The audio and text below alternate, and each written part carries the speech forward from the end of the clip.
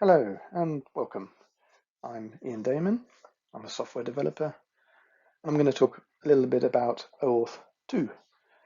And if you're wondering, is this the right video for me? Well, it's if you're a software developer, maybe an architect, and you've come across OAuth 2 and I don't know, had a bit of a brain fog on some of it, then hopefully I can answer some questions. Equally, if you've managed to implement it okay, maybe using an SDK, but kind of wondered what's it actually doing. Again, hopefully this video will clear some of those things up as well. So, okay, so let's start with what is OAuth? So it's open authentication, right? Well, no, it's nothing to do with authentication. The auth is authorization. So the next question could be, okay, so it deals with user authorizations then. And again, no, it doesn't authorize users either. So, okay, what is OAuth? Then you could define it in a sentence as it's a framework which allows applications delegated access to web resources. And yeah, that's not really that helpful. It's a nice short sentence, but it's not really telling me that much about what OAuth is doing and what problem it's solving. So let's take a look at a scenario where OAuth might be used. So a typical OAuth scenario. I'm a keen cyclist. I've got a road bike. I like to get out, put some miles in each week, and on my bike I've got a bike computer by Garmin, and that computer can record various things about my ride, how far I go, where I go, heart rate, all kinds of information. But what I want to do is I want to finish my ride and I want to upload it to an app called Strava, which is kind of a website for cyclists, swimmers, runners, somewhere where we share rides and we comment on each other's rides and we can give each other a virtual pat on the back and all kinds of things. So in fact, there's a saying in the Strava community that if it's not on Strava, then it didn't happen. So I'm keen to upload my ride. So there's a fairly standard example of one app needing to talk to another app in the context of me. But also, I love cycling, but I don't like cycling when it's wet. So it may be that I want to cycle, but it's pouring with rain, and I use my stationary trainer in the garage, so I can still cycle, and I can use a piece of software called Zwift, and that can record my ride, even though I don't go anywhere. It can still record all the stats about my workout. And again, I can upload that to Strava because I want to one place where all my rides, whether they're in the real world or the virtual world, I want them all recorded there. So that's another app which I've got and I've got an account on. Also, I like designing new routes, and I can do that on Strava. I can design a new road route. I don't know, and what I want to do is I want to be able to actually follow that route on my bike. So I need to be able to send the route I create on Strava to my Garmin device, which I can put on my bike. So in this scenario, you can see, okay, there's three applications here. There's the Garmin application, there's the Strava, and there's Zwift. I've got three separate accounts, and I want them to talk to each other about me, but I only want them to talk to each other about very specific things. I just want Garmin, I want to push my ride to Strava, but I don't want to do anything more than that. I don't want Garmin to know everything about my Strava account, and vice versa. If I'm uploading a route from Strava to Garmin, I'm just interested in giving them that route, not anything else about me. So the problem is how do we get information from one system to the other? I don't want to say to Garmin, okay, you want to push my ride to Strava. Here's my Strava username and password. There you go. I'll key it in. You upload my ride. Okay, and same for Zwift. I don't want to be doing that for, and that is how websites have worked in the past. They would actually ask for your credentials to some other website so they could could pass on a message, if you like. So it's not a good way of working, and for so many obvious reasons. If you give your password, if I have various accounts that talk to Strava and I give them all my Strava password, and I change my Strava password, then I have to change my password that I've given to all of those other applications. Equally, if I don't want Zwift to access my Strava data anymore, then Zwift has my password. So how do I do that? I would have to change my password on Strava so Zwift couldn't access it, but then nor could anything else access it. Garmin could no longer access it. So that's not a great solution for many reasons. So this is a typical scenario where OAuth comes in. So let's allowing access to my data. So as I said earlier, OAuth allows us to delegate access to our web resources to an application without giving that application our username or our password. So OAuth is helping to solve the password problem between web services, which we just pointed out earlier on. So password revocation, password replication, not easy. And the fact there's no granularity. So if you're giving your password to one service, if I give it to Garmin to access my Strava account, then it's all or nothing. That Garmin now has access to everything I would have access to, whereas I only really want it to upload a ride. I don't want to give it any more permissions than is needed. So a sort of least privilege kind of principle here. And trust and security. Can I really trust all these third parties to look after my username, my password, and do they have good security practices themselves? So this problem has been known about obviously for a long time, and many solutions to it have been found. The problem is that there's never really been a standardization of one way of tackling it. So OAuth 1 came about in 2007, and this was kind of the idea behind this was to use the same way, so web developers could have the same protocol for dealing with authorization. And this was okay, but we're not here to talk about OAuth 1. And why not? Well, what was wrong with OAuth 1? Well, it was too difficult for developers. Actually, there was cryptographic requirements, so messages needed to be signed. And it just, most developers who just wanted to develop their business software, they didn't really want to get bogged down in cryptography.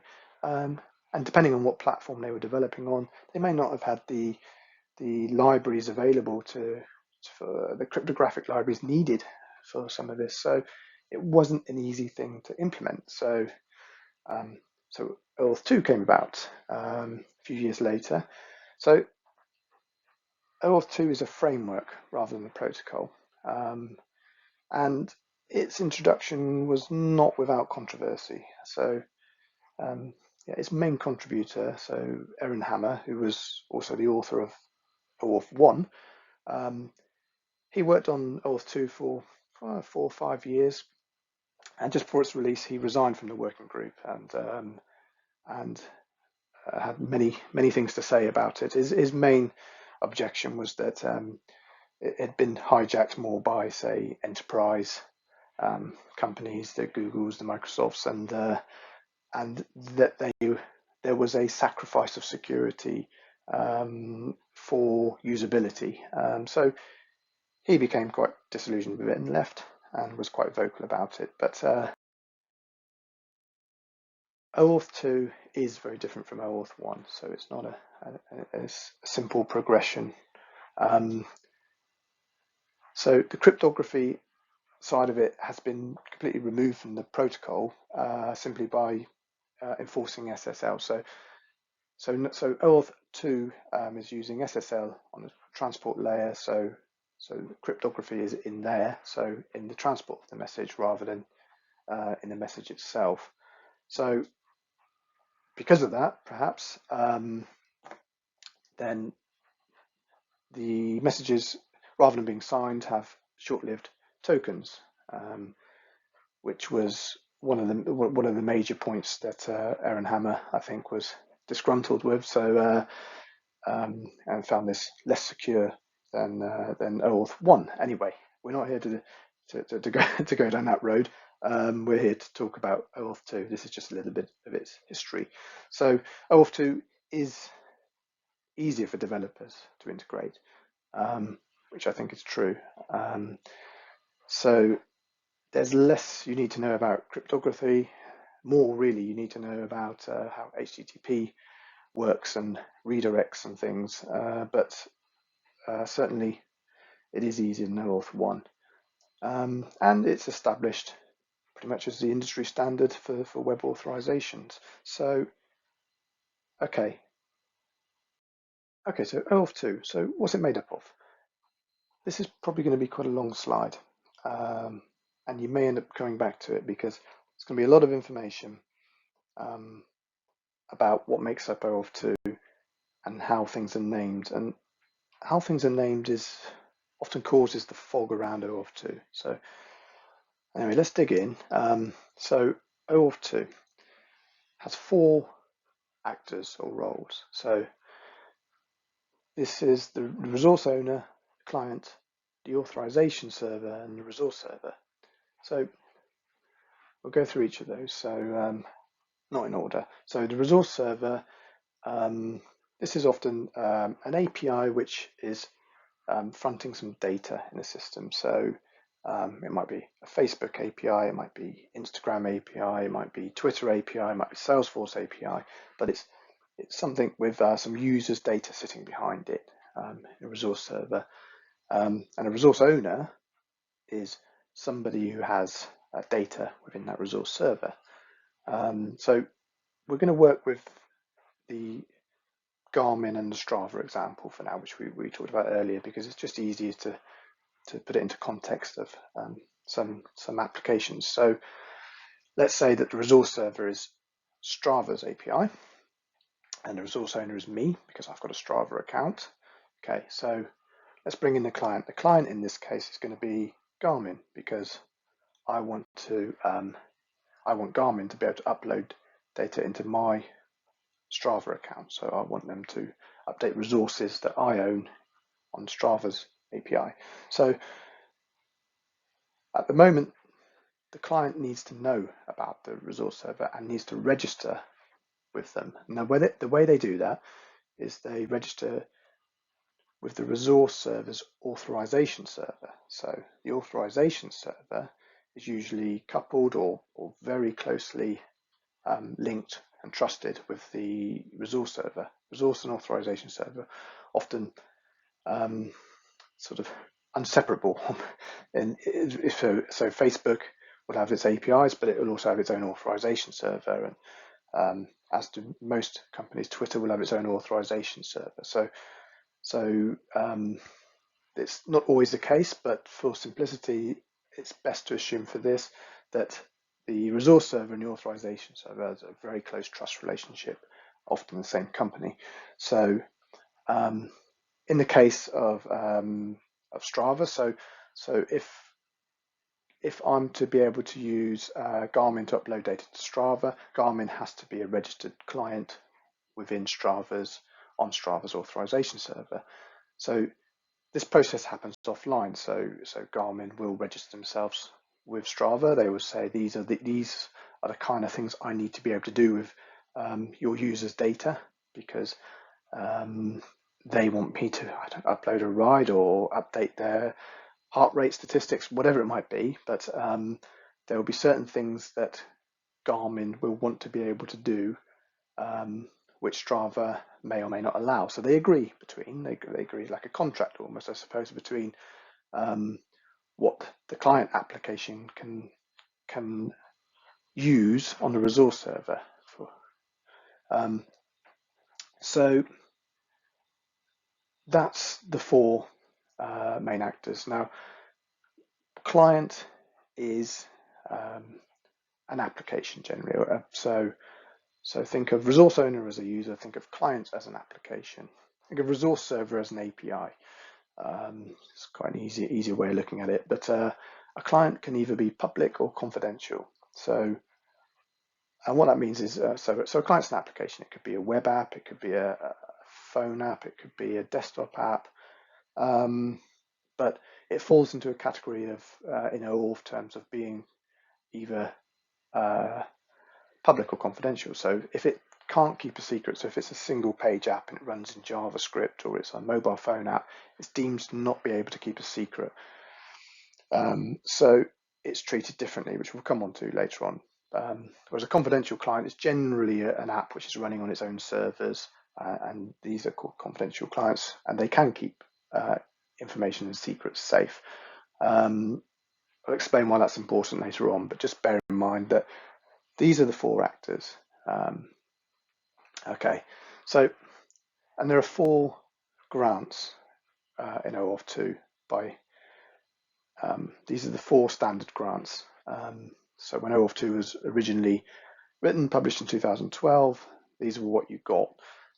There are more, but we're not going to cover them just yet. Okay, let's concentrate on these 4. So these flows or grants are the different ways in which authorization can be done. We're going to go through them in detail, one by one, soon. So, so for now, just we'll park it, and we'll look at the next thing, which is endpoints. Endpoints are there's an authorized endpoint, a token endpoint on the authorization server. These are endpoints which clients can go to either authorize a user or to obtain a token, essentially. There's also an endpoint, a redirect URL endpoint, which is an endpoint which a client registers with an authorization server to say, can you send back tokens and messages to my redirect URL? We will cover that in much more detail later on. So scopes.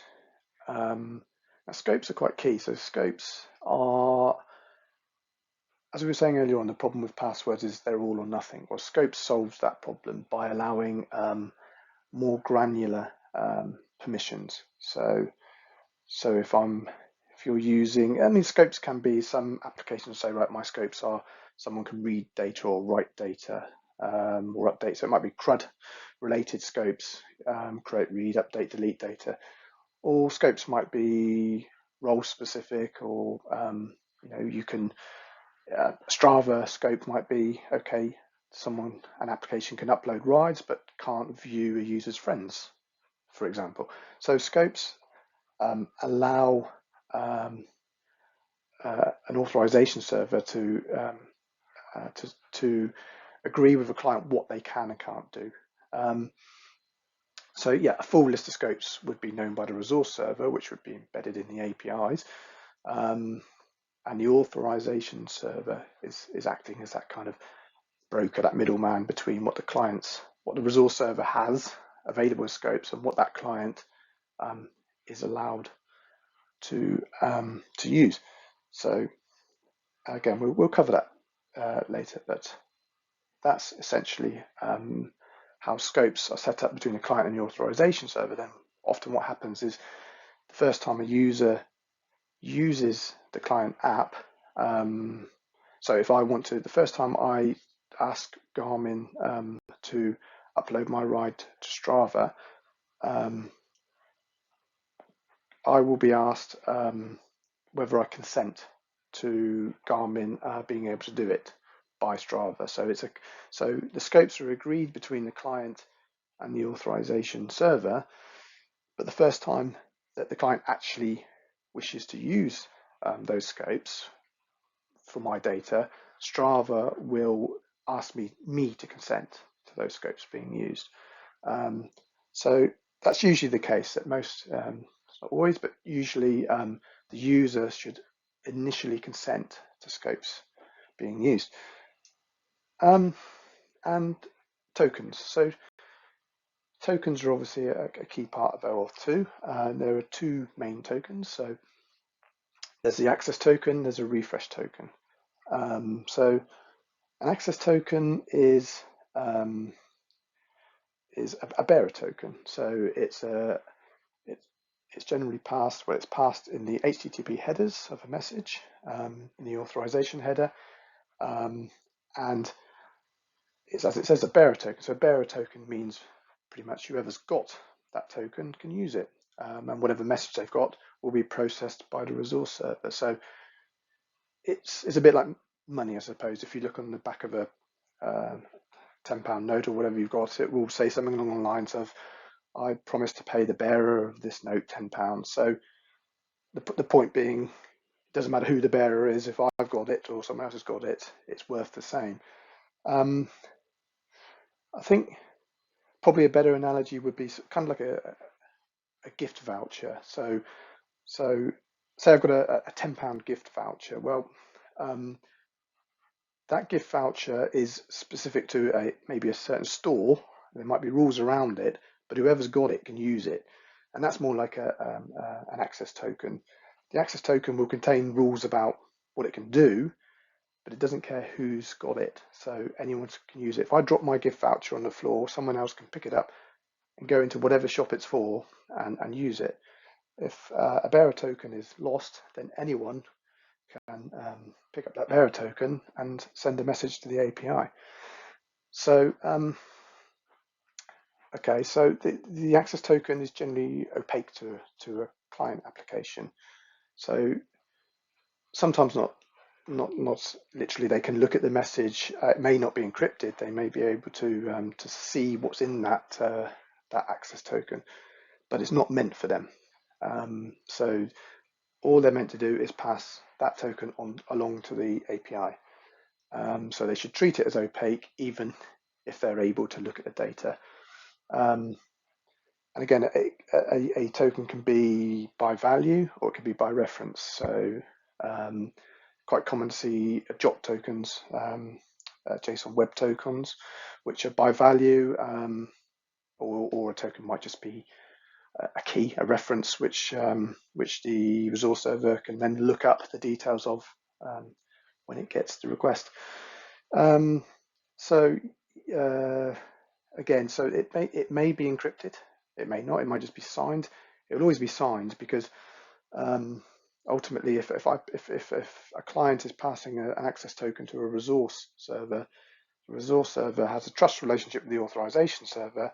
If the authorization server has signed that access token, then the resource server is going to be happy. And a refresh token. So access tokens are short-lived. So if they are lost, then they don't live very long, so they can't. So it mitigates the damage that can be done. So it's reducing the attack surface, I suppose. It's not a perfect solution, but it's the way OAuth2 works, is that we know they're not totally secure, but they don't live very long. But a refresh token is a way of getting a new access token if the access token expires, was about to expire. So it's almost like so often when you get an access token, you'll be given a refresh token, and that refresh token can then be used to get the next access token without a user having to sign in again. So when a refresh token is exchanged for a new access token, the user won't be asked to log in, and providing the user is still active and the scopes haven't changed, then the application will be able to continue to get access tokens to access that user's data without the user needing to interact. So okay, so before we move away from tokens for a while, let's just have a look at what's typically in an access token. So so again, it's a framework, not a protocol, so there's no hard and fast rule about what an access token must look like, but ordinarily you're going to have an audience or a realm, so something, so that's an ID or an indicator of who this token is for. So it might be an API or a specific area of an API, but it's targeting the resources that this token has been minted for. It's also going to contain the scopes that have been requested. It's likely to contain the user identifier, so whichever user was authenticated should find themselves in this token. So the issuer, so this would be who issued the token, so the authorization server, so will be referenced, and the issued date or an expiration date or something which denotes when the token was issued and when it's going to run out. And these are typically things that you're going to find in an access token. There's also potentially the calling application identifier. So it may be that the token holds information about the application which is presenting it or should be presenting it. So going back to my earlier analogy of a bearer token being like a money or a gift voucher, it's probably doesn't really hold true, because even if an access token is in the wrong hands, it still can only be used for a specific API. It's going to contain the user details as well, so it's going to act on a particular user. So so there are certain restrictions about misuse of an access token. Let's create an example app. Okay, this app's going to use Facebook, and it is I've got it. Okay, I'm going to call it framer.com, but it's a made-up app. I've got no idea if there is a framer.com. Hopefully not. But anyway, I'm going to call my made-up app framer.com. So what's this app going to do? Well, it's going to be a pretty boring app. It's just to serve the purposes of showing how OAuth works. So it's, let's say it's an application written by Jim, who's a developer. Okay, and Framer is going to allow users to take their photos, add custom frames to the pictures, and it will be available on the web or as a mobile app. Now, Facebook, if you didn't know, is a huge social media website where people can sign up, create friend networks, and post how great they are. So, and Facebook has an API which allows applications to post content on behalf of Facebook users, all pretty much stuff you know. Facebook has an authorization server which applications can register with. So in this case, Jim will need to have a Facebook account to be able to log on to Facebook's developer services and their authorization server, and to register his application, Framer. So Framer.com would like to offer its users the ability to post their framed pictures to Facebook and to share with their friends. Okay, so that's our example scenario. Not terribly exciting, but it allows us to go through the different flows of OAuth. So as we've kind of gone over, client configuration is important. So Framer.com, Jim's app, will need to be registered to Facebook, and at the time he registers it to Facebook, he's going to say the scopes he wants to use. So he's going to say, okay, I want to use a photo scope. I'm going to say a marketing scope. I want an offline access scope because I want to be able to get tokens when the user's offline. I want to be able to call this API when my user's offline. So this is then set up between Facebook's auth server and Framer.com. So there's a registration that happens. So here are the four actors again. So now we have them in place. So we've got the auth server, which is Facebook's auth server. We've got the client, which is Jim's Framer.com app. We've got the auth server is Facebook. We've got the resource server, which is Facebook's APIs. And then we've got the resource owner, which is going to be, well, any Facebook user. Okay, so let's go through the grants. Let's start with probably the most common OAuth2 grant, which is the authorization code grant.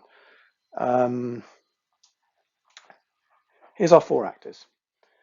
We've got a resource owner, we've got a client, authorization server, and a resource server. So the resource owner is on a web browser. The client is our framer.com application running in the web. Facebook hosts the authorization server, and it's Facebook Graph API. So, okay, so our Framer app, what we're going to do, we're going to upload a picture. The user's going to choose a frame for it, and now wants to post it to Facebook. So they hit the upload to Facebook button on Framer, and what does Framer do? Well, Framer sends a redirect back to the user's browser and says, right, can you go here? And what it's saying is you need to authorize with Facebook, and Facebook will then allow me to act on your behalf. So this URL is constructed by the client, sent back to the user's browser, and the user's browser will automatically then call out to Facebook. So what you can see in the call is it's a get. The client ID is being passed. That client ID is Framer's unique client ID within Facebook's authorization server.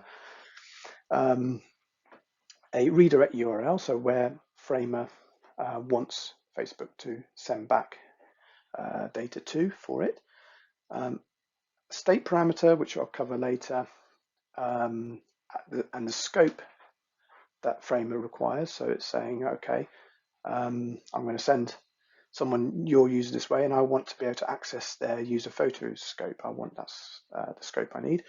And the response type of code means, hey, I want to use the authorization code grant. That's the way I want to do this. So Facebook will then allow the user to log in, or the user will log into Facebook. And if they've never used framer.com before, Facebook will say, hey, Framer.com wishes to use your, and it might be access your basic details or upload photos on your behalf. It will be the consent form. So the user will need to consent just the first time to the scopes required by Framer. And once that's done, Facebook will then honor the redirect, which was set in the initial call to Facebook. So Framer said, my redirect URL is framer.com swap. So Facebook will redirect the browser to Framer's swap endpoint. It will pass in a code. So code, I put AB there, but it's obviously just an example. It wouldn't be that. But it's sending in a code. It's not sending in a token. It's sending in a code. So what does Framer do? So Framer then has to call back to Facebook's token endpoint. This is done between Framer and Facebook, and not from the user's browser. And it's going to send in its client ID, and it's also going to send in its client secret this time. So, so it can prove it's Framer. It's going to send in the code that was given to it by Facebook and a grant type of authorization code, again saying, okay, this is the grant type we're doing. Can I have a token? And Facebook is going to say, well, okay, yep, you've identified yourself with your client ID and your secret. You've given me a code which I can check, verify that I created. So, yep, okay. It's going to return an access token to Framer. And Framers is then able to call out to the Facebook API, and it will pass the access token in the HTTP headers. It will call a photos endpoint, and our Framer user can have their photos sent to their Facebook. So note the client ID and client secret have been passed in the post body here. In some cases, some this may be in the post body, or it may be in the HTTP headers. So sometimes client credentials need to be sent as a basic auth in an HTTP header, so they get base 64 together and sent as a basic auth header. But for this, we're keeping the client credentials in the post for the rest of this demo. Okay, so next is the implicit grant. So this grant type is not very fashionable anymore. It's not recommended to be used anymore, but we're going to go over it because it is still widely in use, and it serves a certain purpose in certain situations. So if we look at our four main actors again, we've got the same, but you notice this time that our client and our resource owner are tied together and on the user's browser. So this is because we're going to say that Framer it's not a web app anymore. We're going to say it's a single page app, so it's running as a JavaScript application in the user's browser. And this is a typical example of when the implicit grant is used for single page applications. In fact, it's what used to be recommended for single page applications. So what's going to happen is the user is going to visit framer.com, probably a static page, and that page is going to return back to the user's browser all the script, all the HTML, CSS required to run Framer in the browser. So all activities are going to happen in the browser pretty much. The user is going to pick their picture, upload their picture, pick their frame, and say, okay, upload to Facebook. So at this point, Framer is going to construct a URL to Facebook's authorized endpoint. Similar to previously, it's going to give it, say, this is who I am, this is my client ID. This is the scope, this is the access I require. This is my redirect URL. So please redirect the output to framer.com store. And the key difference here is the response type of token. So previously we asked for a code. This time we're saying no, we want a token. So what Facebook is going to do is going to go through the same process as before. It's going to ask the user to log in if they're not logged in. If they've never used Framer before, it's going to ask them to consent to Framer accessing data on their behalf.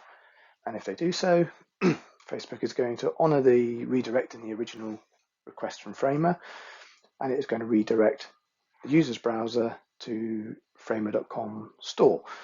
But notice there's a hash fragment in the URL that's returned. So the access token is returned directly by Facebook's authorization server, but it's behind a hash fragment in the URL, which means that the browser will honor the redirect URL and will redirect the user to framer.com store, but it won't pass the access token to the framer.com URL. So anything in a hash fragment is not passed beyond the user's browser, is not passed on, so it stays in the browser.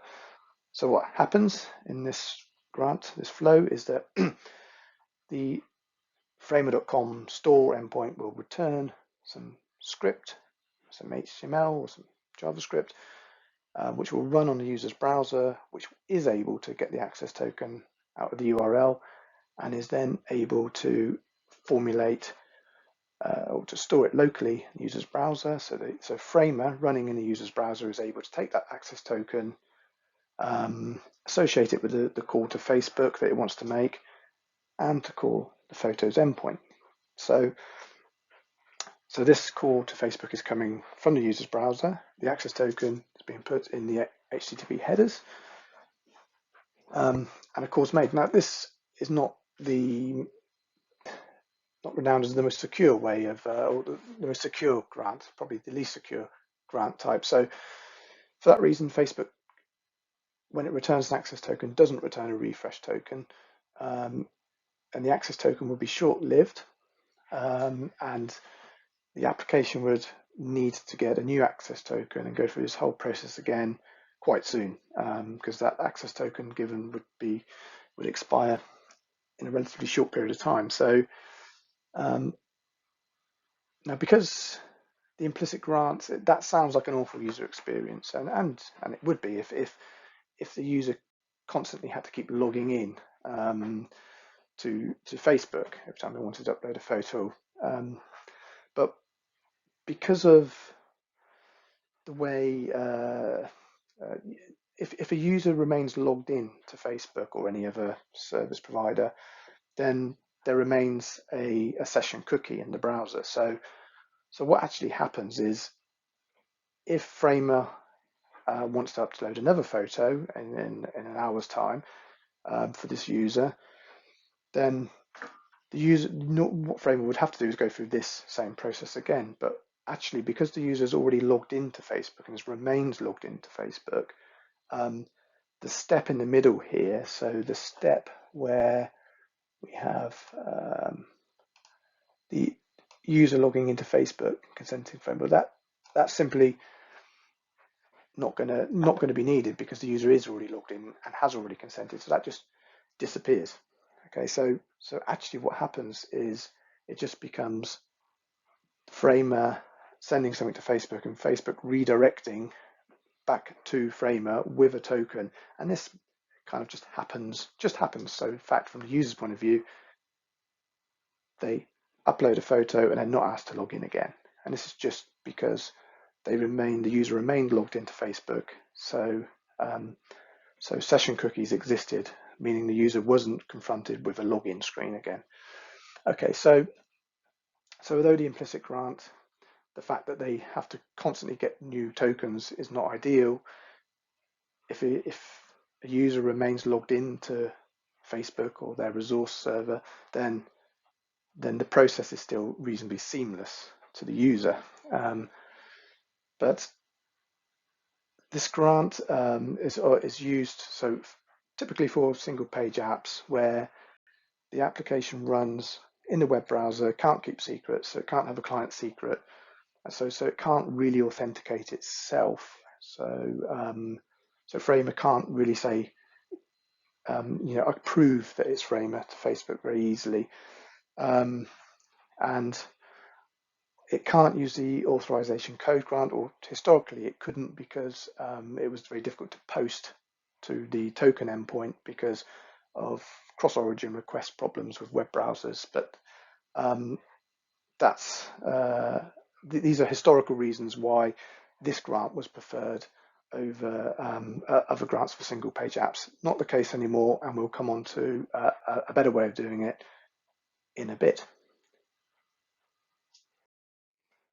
Okay, so the next grant is the Resource Owner Password Credentials Grant. That's a bit of a mouthful, sometimes just known as the password flow or the password grant, but still got our four actors.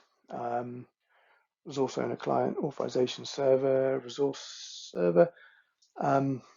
So again, we're going to have a bit of a contrived kind of scenario here with our Framer app to show why this grant type would be used, or a typical. There's two main cases for using this grant type, and I'll cover this one first. So this is, let's assume Framer.com is actually a Facebook app. It's created by or owned by Facebook.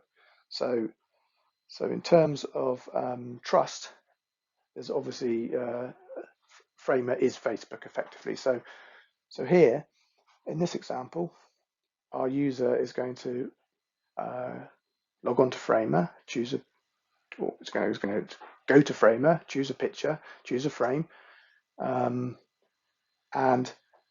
it's going to hit the upload to Facebook option, and it's going to provide his username and password, or her username and password, because Framer is a Facebook app, so Framer is effectively Facebook. So it's okay. Well, you put your Facebook username and password in. So Framer client is then going to post on to Facebook's authorization server.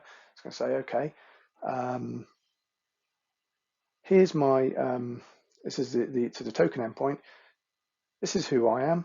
I'm Framer. This is my ID. I'm going to send you my client secret as well, so you can know it's me. And this is the username who I want a token for. Their username is this, and their password is this. And this is the scope I want access to. And it's the grant type of password. So basically, there's been no call to authorize the user because Frame is treated as a Facebook app. Then and the trust is there. It's simply saying, okay, here's all the information you need to give me a token for that user, and Facebook can then just give back to Framer an access token and a refresh token. So normally what you would do with this grant is then you would then use the refresh token in future requests, so you didn't have to keep passing a username password. But anyway, at the point that the Framer gets the access token, they're able to call the photos endpoint and upload the photo in its frame to Facebook for username A. So that's one use of this this grant. Another quite common use of it is for APIs where actually you're not really in the context.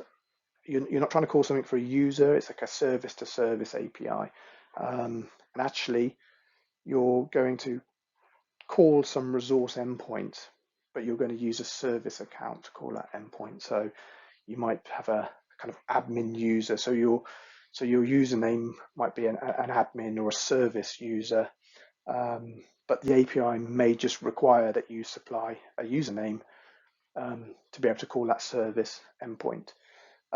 So that really leads on to the client credentials grant, because that's that's not an optimum solution with the resource owner password credentials grant. Is if it's a service-to-service call, then there is no user. So and this is what this grant covers. So you'll notice here there's only 3 of our 4 actors. We've got rid of the user because they're not needed for this grant type. So in this scenario, we've got a marketing app running in the web, and we've got Facebook's authorization server and API, and our marketing app wants an access token, and what it's specifying here is a grant type of client credentials. So it's calling directly to the token endpoint. It's saying I want to use this client credentials grant type. I've got no user. I don't want to log anyone in. I'm not in the context of anyone else. Here's my client ID and my client secret. So this proves I am me. The scope I'm after here is the marketing scope. So that might relate to a resource on the Facebook API, which has nothing to do with users. It's just generic information or general information.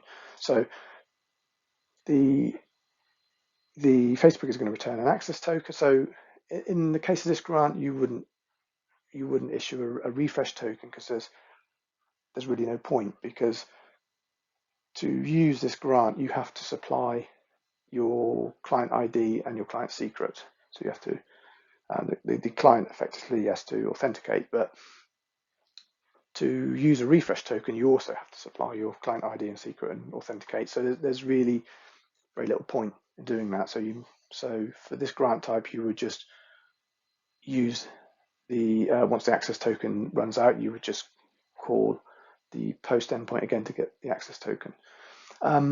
So once the token's replied, our marketing app can then call whatever endpoint on Facebook, not in the context of any user, just in the context of the app.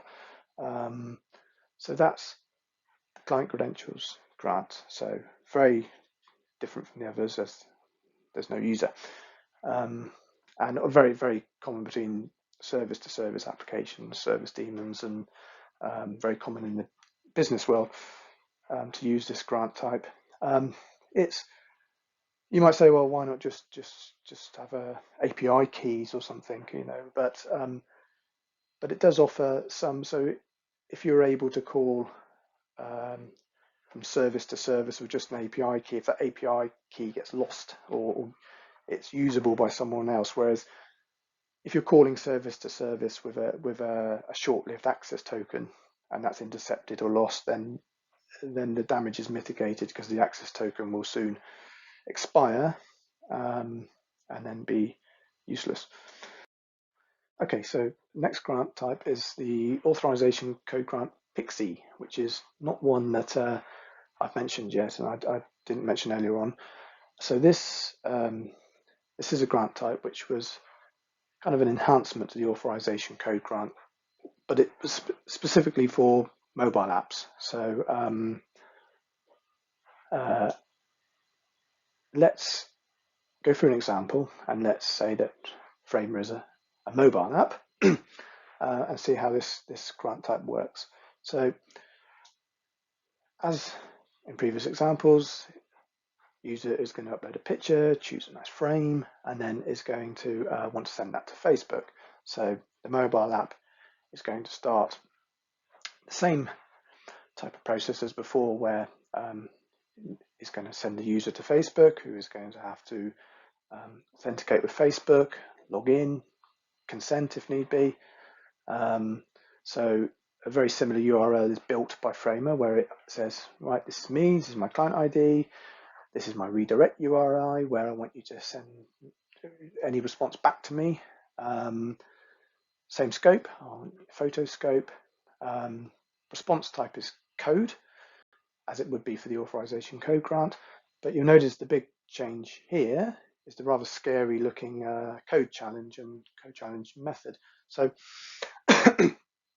what this means is a code challenge is a kind of cipher. So what the client's doing is it's taking some information, a key, in this case I put 1234, it's going to hash it and then base 64 it, and it's going to send that to Facebook's authorization server as a code challenge. And the code challenge method just simply is S256, which is just saying it's a SHA-256 hash. So it's, so the authorization server is going to take the code challenge, keep hold of it, and note that it's a SHA-256. So what then happens is, as usual, what would happen in the authorization code grant and most other grants is that the user will log in, consent, and once done, the Facebook will redirect back to the mobile phone, and the phone is then going to match and route the redirect URL to the Framer app on the phone. So it's going to be registered on the phone. So the Framer for the mobile phone app is going to get the framer.com swap URL with the code in it, which you would get through the normal authorization code grant. So it's a code from the auth server saying this user is now logged in. This is the code. If you want to get a token, you can swap it for this code, which is exactly what the mobile phone app is going to do. It's going to post to Facebook's access or its token endpoint, and it's going to say, right, this is my client ID. I can't give you a secret because I'm on a mobile phone app and it wouldn't be secure. It's going to send in, although I have put client secret in that URL, that's incorrect. So it would not send the client secret. It will send the code, which it's got from the user logging in. It will send the grant type of authorization code again, saying, so it's pretty much the standard authorization code grant, but it's sending in a code verifier of 1234. So the 1234 was obviously what was hashed and base 64 in the original code challenge. So Facebook's authorization server is able to take that code verifier, apply the hash, and check that it matches what was sent in initially on the authorized endpoint. So, and this method makes it much more secure to be able to use a mobile phone apps for various reasons, but which we won't go into here. It's more important to know how this works, but not all of the reasons of why this this grant type is used. So essentially at this point, Facebook is able to say, yep, okay, I can verify the code against the challenge. I'm going to return an access token, refresh token. So at that point, the mobile phone app can then put the access token into the HTTP headers and call Facebook. So that's the recommended. So this was for mobile phone apps was the recommended way to go. And also now more recently for single page applications as well and desktop applications, all of the public client users are recommended to use this grant type rather than say implicit. So this is deemed to be a better grant type than implicit.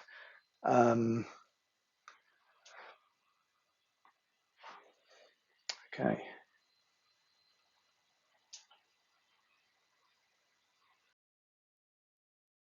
So a quick mention on the state parameter. So the state parameter is something that can be set by the client, and it's used to prevent certain attack scenarios. But essentially what happens is the client, so Framer in this case, will set a state. It can be any string, and it will send that state through to Facebook on the initial request made to authenticate the user. And Facebook will simply take whatever state's been given there, and once it's done with authenticating the user, and it sends back the authorization code, it's going to also just send that state back to Framer. It's not going to do anything with it. It's just going to send whatever it got. And the onus is very much on Framer then to correlate the state it gets back from Facebook with the authorization code with the initial request it made to Facebook when it called the authorize endpoint. So it's not mandatory, but it's quite commonly used, I believe, to use a state parameter. It prevents somebody getting hold of the endpoint, which in this case is the endpoint sent to Framer with the code, and using it maliciously.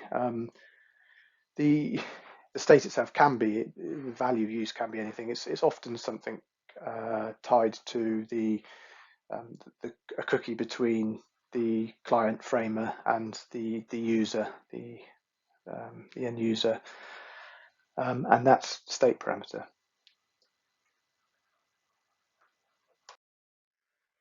So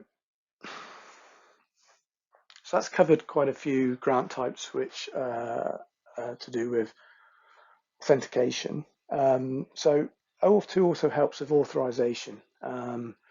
So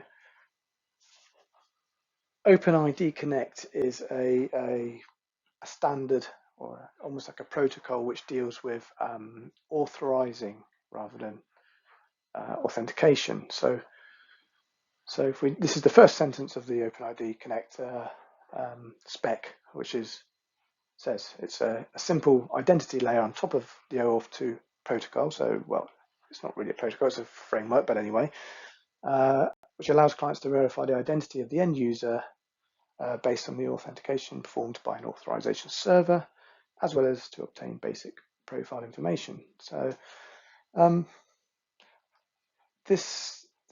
we're talking more about OAuth, so I'm not going to go into a lot of detail about OpenID Connect, but I'm just going to show you how it works with OAuth. So OpenID Connect does use, so the token we're interested in from OpenID Connect is the ID token. And tokens in OpenID Connect are always JOT format, so they're always JSON web tokens. They're signed but not opaque. And OpenID Connect is a lot more protocol based, so that it's much more standard than and less extensible, I suppose, than OAuth2. Now the key thing here is that the token produced from OpenID Connect is meant for the client. So as before, the access tokens, refresh tokens are only meant to be passed on by a client to a resource. Well, the ID token is specifically for the client. Relying party in brackets, you'll see why I've put that in a minute. But so yeah, so OpenID Connect requires OAuth2, but is not part of it. So it uses an extra scope, and there's an extra response type which extends OAuth2 to be able to use this authorization protocol. Let's just have a quick look. Let's have a look at how it works by looking at the hybrid grant. So this is an OAuth2 grant, but there's our 4 actors. So there's our resource owner, our client, our authorization server, resource server, but note the client/relying party. So in OAuth terms, it's a client. In OpenID terms, the client is a relying party, and an authorization server is an OpenID provider. So there, again, there are some different names for the same sort of things, which is, again, all part of the fog that surrounds this. So let's have a look at with Framer how the hybrid grant could be used. Well, let's say Framer's back to a web app again now. Okay. Now the one thing in all these examples is that Framer has simply taken in a photo that's been uploaded, allowed someone to add a frame and sent it to Facebook somewhere. But let's say Framer doesn't actually know who that person is. It's quite possible they've completely unknown to Framer. It's just someone randomly come onto their website, picked a photo, sent a frame. They don't know anything about the Facebook account other than there's an access token opaque to them. They've simply just sent it to the Facebook's URL. So essentially, you could say Framer knows absolutely nothing about the person using their services. So that's more common, is that Framer would be an application itself with users itself. So it may hold its own user database, or it might allow its users to register from Facebook or Twitter or Google or an OpenID provider. So let's link Framer to Facebook, and let's say that this time what we want to do is when a user comes onto Framer, they're going to log in to Framer. They're not just going to upload a photo and send it. They're going to log in. Okay, so what Framer is going to do is when they hit login is it's going to send them to Facebook, back to the authorized endpoint. So it's sending, again, a very similar request in the GET as it would for the other grant types. But you'll see one extra scope, OpenID, and one extra response type, which is ID token. So the response type is actually saying, I still want a code because I still want to be able to upload photos for this person, but I also want an ID token. So what Facebook is going to do is it's going to go through the usual logging in and consenting of the user. Once that's done, the user is going to be redirected back to the redirect URL sent by Framer. Very similar to the authorization code grant, because it is basically. The only difference is that as well as the code being sent back, the authorization code being sent back, an ID token is sent back as well.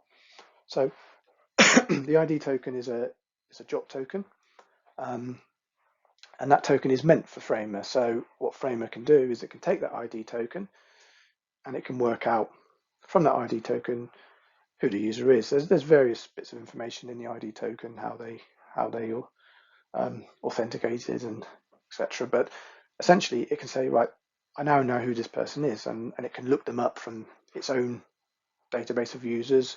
However, but it now knows the identity of the person who's using it. So maybe it can then load, I don't know, personalized its application for them. But at the same time as it's doing that, it's also going to say, well, I still need to have an access token, because now I know this person is, but I also still want to send their photos to Facebook. So it carries on with the normal authorization code grant. So it still says, okay, here's my code that you gave me. This is my client ID and secret, and it will post this information to Facebook's token endpoint with the grant type of authorization code, and it will get back its access token and refresh token. So pretty much the same as the authorization code grant. At that point, the logged in user to Framer now might at some point upload a picture, choose a frame, and at the point they do that and hit upload to Facebook, Framer can then associate the access token it got, put it into the HTTP headers, authorized header, and call a photos endpoint. So now Framer is still doing what it's been doing before, allowing someone to send photos through to Facebook with a nice frame on it. But now we're using OpenID, with which is returning the ID token to Framer, allowing Framer to know the user, log the user in. So we've got authorization, and we've got an authenticated user in Framer now. So this again is a very, very common grant type.